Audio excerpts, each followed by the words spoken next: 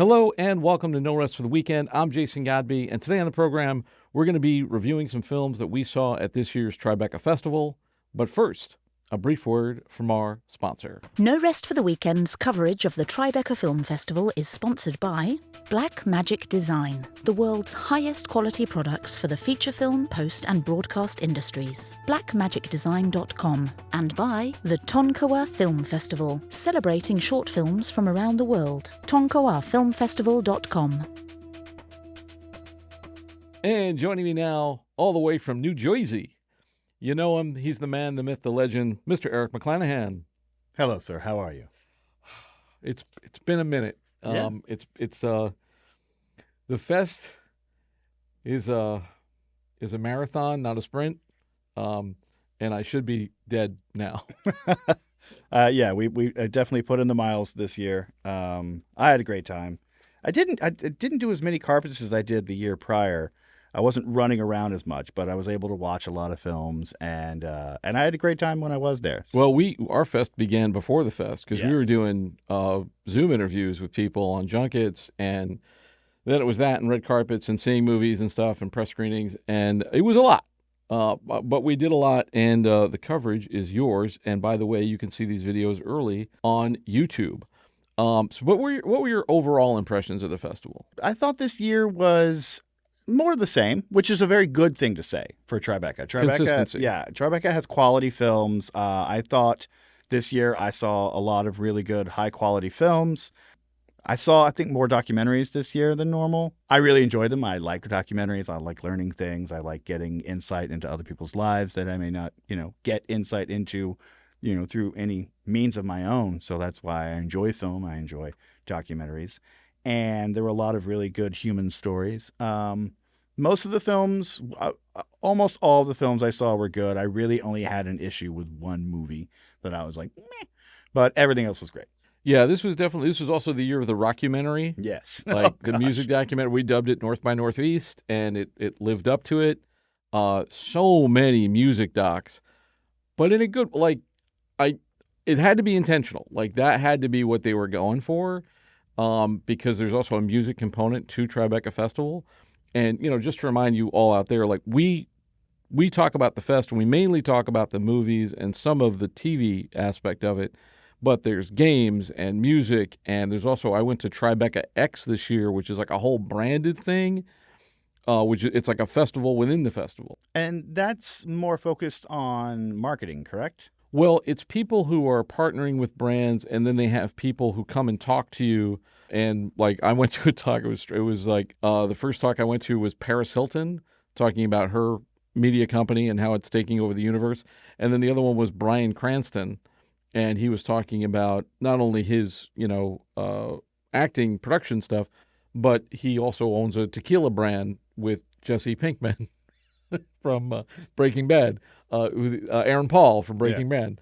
And he was talking about that and how that came to be, and just talking about like branding in general. But yeah, that was another 2-day fest within the fest. And there's also, there's so many functions to it. We can't possibly cover it all. We just don't have enough people. But damn it, we tried. Like, we did a lot. Yeah. We covered a lot of ground this year. But let's talk about some movies. Let's talk about some movies. Speaking of documentaries, what do we got first on the docket? Well, one of the first documentaries that I watched was a film called Are We Good? With Marc Maron. And Aptly named. Yes. And this was the brainchild of journalist Julie Seabow, who has been covering comedy for about 20 years now. She's written several books on the art form and contributed to a lot of different anthologies about it. And she saw the way that Marc Maron was dealing with the pandemic. And a few months into the pandemic, he lost his longtime girlfriend, Lynn Shelton, very early in on the pandemic. And he had a podcast that he was doing, the WTF with Marc Maron, which has been going strong since 2009. It's one of the first podcasts, one of the pioneer podcasts.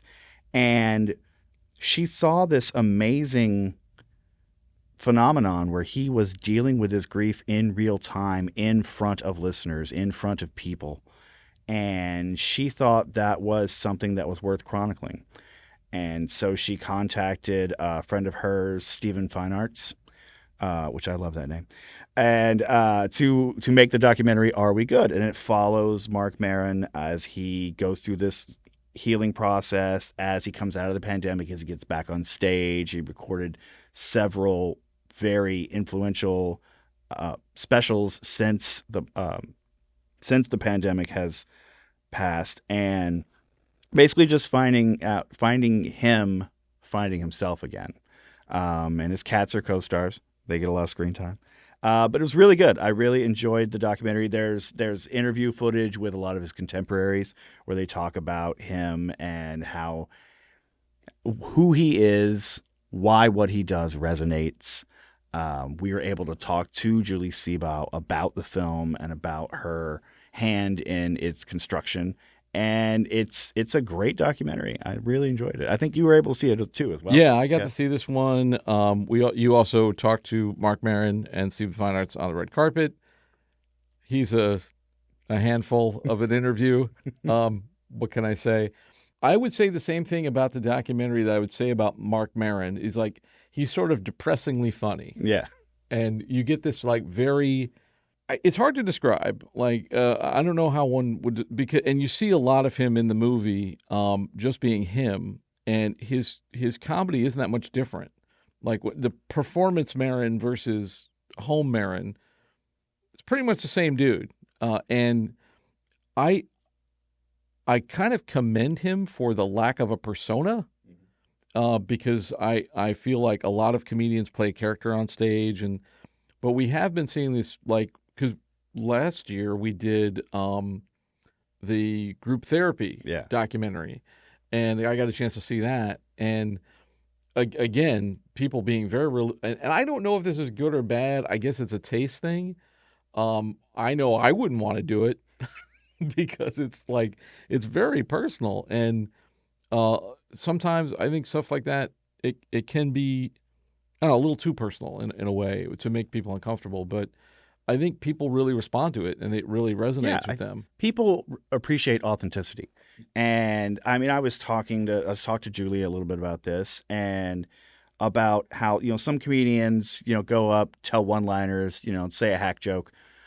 Some comedians bare their soul, and they find the universal in their individual experiences, and they share them with people, and those people who didn't feel seen before suddenly feel seen. They go, oh, this guy gets it. This guy's been through what I've been through, or this particular person understands something that I thought was uniquely me, and I felt so alone. Well, now I feel seen. I do want to say, in Maron's defense, because if you've seen the red carpet interview, he seems kind of distracted. He seems like he wants to be somewhere else. He was wearing white linen pants. And so he comes out, and if you've been on the red carpet, it's all photographers at one end, and snap, snap, snap, snap, snap, and then he comes down and he starts talking to people. Well, we look over, and photographers started snapping, and he is furiously pawing at his pants. He had some schmutz on his pants, and it just took over his entire presence. He was like, I got to get the schmutz off my pants. And so he was kind of flustered after that. So I feel like he was just like, I just want to go sit down. I just want to go sit down. So he was just like, yeah, me. Yeah, no, you saw it. Okay, bye. I'm like, all right, that's fair. Marc Maron. To me, he looked like a man desperate for a cigarette. like somebody who just wanted to go and have a cigarette. Not that we endorse that behavior, but that's what it reminded me of. But anyway, I like the movie. Do we know if this is getting distribution? I don't. Okay. I assume it will. Yeah, I assume it'll get somewhere. Yeah, absolutely. It'll end up 100%. on a streamer or something like that. Yeah. Yeah, if you've watched the Julie Seabough interview, I asked her, I said, hey, Mark's not going to see this. Who's your favorite comedian? And she said, with no hesitation, Mitch Hedberg. And I got to thinking about that because I thought that was an interesting answer because, again, I like confessional comedian. I like, the authenticity. And Mitch Hedberg, he does the one-liners. But I was thinking about this the other day, and I do believe he understands the assignment because he does observational comedy, but it's in a way that only he can see. Right. It's not like what's with airline food. He has his own thought process and goes and takes us through his mind when he does observational comedy. So I was like, okay, I'll give it to him. And I believe there's a documentary about him. She's working on one, yes. Which is probably why she gave you that answer. Probably. And probably why she wanted to do the doc. All right. I don't want to spend too much time on any one movie, so we got to move on. Now, I saw a film that I believe you did not see. No, and I wanted to see it at Sundance, and I ended up not seeing it there either. But yes, Oh Hi with Oh Hi. Oh Hi. And it stars it's Oh Hi. It's with Molly Gordon and Logan Lerman as a young couple who go out to the country. They're probably 3-4 months into their dating, and this is their first trip away. And so they go out to the country and to have this lovely romantic weekend, and of course everything goes wrong. There's some great special appearances in it. One is by David Cross, who plays the weird neighbor, which he's perfect for. The one word I would say, and because so we went to see, it was interesting because we went to see this at the Sony facility in Manhattan. So we didn't see it at the festival, I didn't watch it on a computer. I went and saw it in a screening room, which is a lot of fun. I definitely recommend the experience if you get to sit where the Sony executives sit when they see movies. And, of course, the PR people who set this up, they write you an email the next day and say, hey, what do you think? And I'm like, if you want a quote, I would say it's unexpected because I went in completely cold. I did not see a trailer. I didn't read anything about it. All I knew, young couple getting away. I thought it would be a quirky farce about two people trying to be alone and then people keep coming in, uninvited guests and so forth. It's not that. And I don't want to say too much about it because I feel like it'll give it away. What I will say is it's well acted, it's well shot, it's well directed, really solid indie, like small, one location, very few people type of story. And it's the type of thing that indie thrives on. Relationships, boy-girl stuff. There is sex and nudity in it, so if that's not your bag, this is not your movie. It's a very intimate look at this couple, and they're young and in love, and they're young. So that's all I'll say about that. But, what happens is oh my God. No, wait, is that happening? No, that's where this movie is going? It's going to turn into this now? That kind of thing. So I saw it with Yasin, and we came out, and we started chatting about it. I'm like, dude, what did you think of that thing? And he was like, I liked it. I think, but one of the things that we agreed on was it's going to be polarizing. I think certain people are going to really like it, and certain people are going to go, not for me. I feel like it's going to be a split between generations. I think the Zoomers and maybe some younger millennials will really dig it. Older folks, Gen Xers and up, we're going to be like, what? And then the gender division as well. I think I'm interested to see what people are going to say about this movie, which I think will be even more interesting than the movie itself. But the movie, there's some laughs in it. It's dark, it's not the lighthearted, farcy kind of thing I thought it was going to be. But it's not going to be for everyone. But the people who like it will love it, if that makes sense. Sounds like something I need to see. Yeah, I would say just if that sounds remotely intriguing to you and you like there are people who like Molly Gordon, and she was in Theater Camp, which is hilarious. So if you like her, you'll probably really like this movie because she's the star of the movie. And she's also really good. Everybody's really good. It's just a taste thing. Do you think this is funny? Do you dig this? Or are you just going to not be into it? So it's one or the other. But it is, I feel like those types of movies, that's how you know you have a good movie, because good movies can be polarizing because they know what they are. Yeah. And a lot of times it's if you go into a movie, you don't know how to feel about it. That to me is worse than hating the movie. Yeah. It's just ambivalence. It just means that there wasn't any clear direction. They didn't know what story they were trying to tell. They just wanted to cast a wide net. This movie knows what it is. It's just, do you like what it is? kind of thing. Anyway, sorry for the vagueness, but I feel like it's one of those. You're preserving the. Mm-hmm. Yeah, it's it's one of those. It's a movie that's best served cold. There That's you what I'll go. say. Preserving the integrity of the picture. All right, so what do we got next? What do we got next? Metallica. Metallica Saved My Life. Speaking of rockumentaries, That's right. So this one was directed by Jan Åkerlund, who also directed the Billy Idol Should Be Dead documentary, which was also at Tribeca. right? I think his name is it Jonas? I think it's Jonas. Jonas Åkerlund. But we interviewed him on the red carpet, and he is an interesting fellow. It was an interesting group.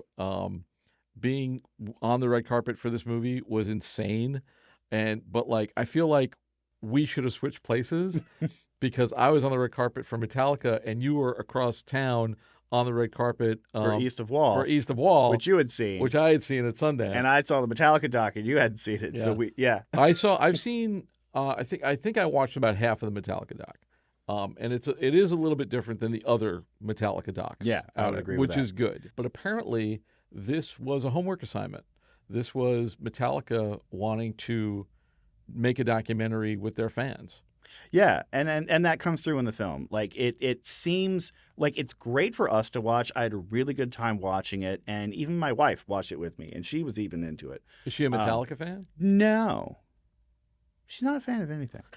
But We'll talk about that after we wrap. But yeah, I was watching it on the laptop, and she just kept kind of leaning in and going, ah. And there's fans all over the world. There was some cowboy fans in Africa, and there were fans in war-torn countries that had to struggle to find batteries to put in their mono cassette players to rock out to Metallica, and Metallica just really speaks to people and helps them through these moments of adversity. And Metallica themselves wanted to get to know their fans. They started recognizing, hey, I keep seeing the same guys in front row all over the world. Let's find out who they are. And through the process of that happening, they get a lot closer, and they bring the fans in, and they do nice things for it's really a great, heartwarming documentary. You don't have to be a Metallica fan to enjoy this documentary. It's not about their music. It's about them as people, and it's about the people who identify with them. Not even necessarily their specific sound, but just music and how important it is to the human experience. I really enjoyed this documentary. It was really good. Yeah, we interviewed a couple of the fans as well that are featured in there. And, when you, in the doc, they talk about like, oh, we've been to 100 shows, we've been to 150. You're like, oh my God. Like, do people have jobs? How do you see this many Metallica shows? And they literally like travel the world with this band. And, the Grateful Dead had that kind of appeal. And one thing I like too is they really get into like the origin story of the band and how they started and how things were in the 80s and passing tapes around and that kind of thing. There were two big things missing in the doc, and I'm sure this was on purpose because, like I said, this director was given this assignment by the band, and that was the lack of Dave Mustaine and the lack of Jason Newsted. Yeah, I mean, I understand Mustaine being left out because Metallica established themselves without him, but Newsted held the band down for like 14 years, several albums. And his name isn't mentioned. There's no video footage of him. They pretend like he doesn't exist. Wow. And I think that's pretty messed up. They do mention Cliff. Yeah. And there's a big thing about lot him. about Cliff. But like, and Jason I'm not Newsted discounting Joe Trujillo. He's fantastic. Yeah. I think he's doing a great job, and I think he's a good fit with the band. But to just pretend like Jason Newsted never happened.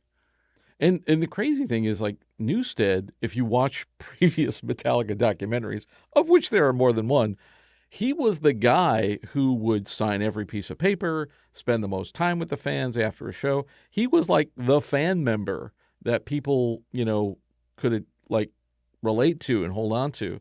He was also the fan that got in. Yeah. Like the people were, they're in one of the Metallica documentaries. They show people like literally trying out for the bass role, and he was the guy. He was the guy who got in. And then when JT came in, he was playing with Ozzy, and then he took over that role. And they're all great. And I got to say, man, like when you're on a red carpet and the 4 members of Metallica are there, and there's people snapping pictures like crazy. And I'm into it. I'm shooting, like I'm like going, get that, I'm like directing and stuff. But like 5 minutes after, I'm like, oh my God, that was Metallica. Right. Like my 15-year-old me was like, oh my God, that was Metallica. Like I was close enough to touch Metallica. Like, oh my God.